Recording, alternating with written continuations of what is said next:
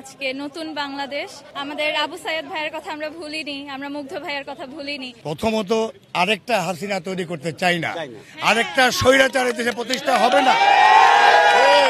আমাদের প্রত্যাশা, আমরা সবাই জানি যে আমাদের ছাত্রদের এত বড় অবদান আজকে নতুন বাংলাদেশ, আমাদের জন্যই আজকে, আমাদের প্রচেষ্টার জন্যই আজকে নতুন বাংলাদেশ। আমরা স্যারের কাছে আমাদের বিনীত অনুরোধ, আমাদের আবু সাইদ ভাইয়ের কথা আমরা ভুলিনি, আমরা মুগ্ধ ভাইয়ের কথা ভুলিনি।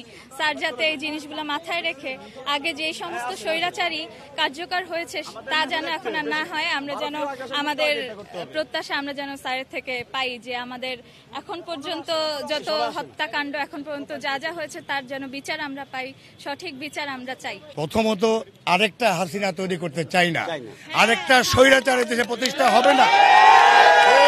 Number one. নাম্বার টু, দেশে প্রথমেই আইন শৃঙ্খলা ফিরিয়ে আনার জন্য আমার এই ছাত্রছাত্রী ভাই মেয়ে ছেলে মেয়েরা রক্ত দিচ্ছে। প্রথম আইন শৃঙ্খলা সবচাইতে 1 নম্বর জোর দিতে হবে। কোনোভাবেই এই যে হাসিনা যেভাবে চলতো, খালেদা যেভাবে চলতো, এই এত আর্মি প্রটোকল নিয়ে কোনো প্রয়োজন নাই এগুলির। আমরাই ডক্টর মোহাম্মদ ইউনূসের সিকিউরিটি, আমরা ছাত্র সমাজ তার পাশে আছি।